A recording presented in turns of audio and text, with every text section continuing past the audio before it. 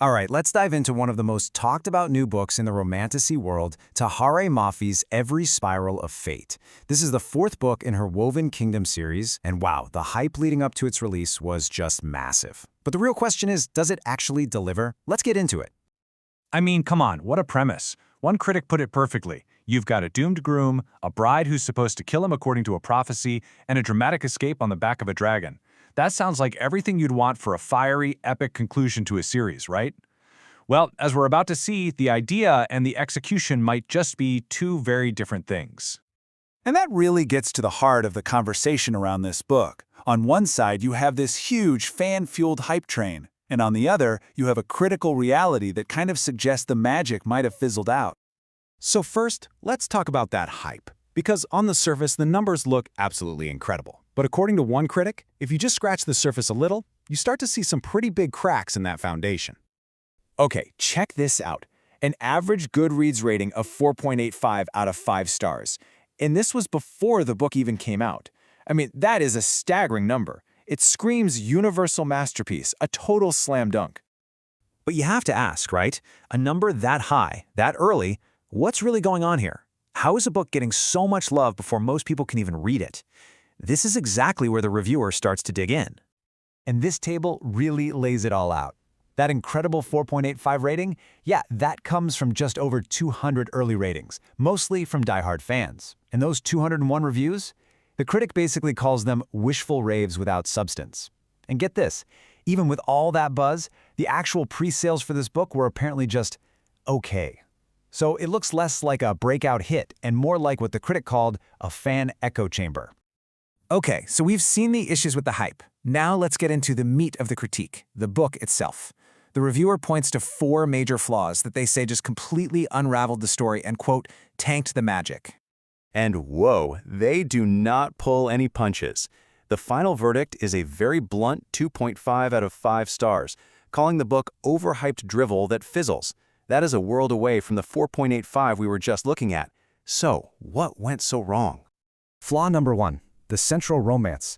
We were promised this epic, slow-burn love story between Alizeh and Cyrus, but the reality, at least according to this critique, feels totally forced. It's just recycling the same old angsty love triangle from the first 3 books with absolutely zero character development. And this line is a perfect example of the problem with the writing. You know, it's supposed to sound super deep and poetic, but the reviewer argues it's just poetic fluff masking shallow emotions. There's no real substance there, just pretty-sounding words. Okay, the second big problem was the pacing. This book should have been a non-stop, action-packed finale. Instead, it's described as having draggy pacing. The reviewer points to these endless filler scenes like long dragon flights that just slow everything down and could have easily been cut. Then there's the magic system. The series promised us this deep, complex magic. And, well, the review agrees it's unfathomable, but not in a good way. It's just confusing and full of plot holes.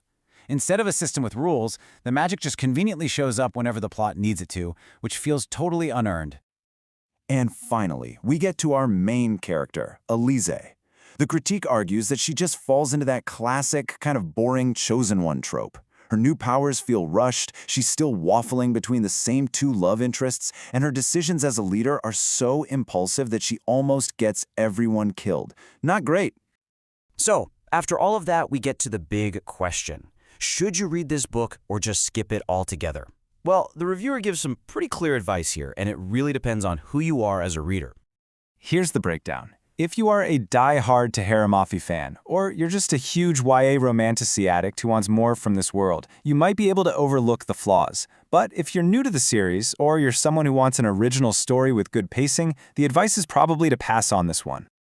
In fact, the review even suggests some other books that do this kind of story better. If you want real tension and high stakes, they point you to Sarah J. Maas's A Court of Thorns and Roses. For genuine plot twists and political intrigue, Holly Black's The Cruel Prince is the way to go, and for something with more whimsy and less recycled drama, they recommend Once Upon a Broken Heart. So let's just boil it all down. The bottom line from this critic's perspective is that Every Spiral of Fate is an overhyped, predictable story that really drags. It's a disappointment, and they say you should probably skip it unless you are already a deeply committed fan of the series. So, what do you think? After hearing all that, the hype and the criticism, where do you stand? Does that whole doomed wedding, deadly prophecy plot still sound amazing to you? Or are you thinking the arguments about recycled plots and shallow writing are a deal-breaker? It's a really interesting look at what happens when fan excitement crashes into critical disappointment.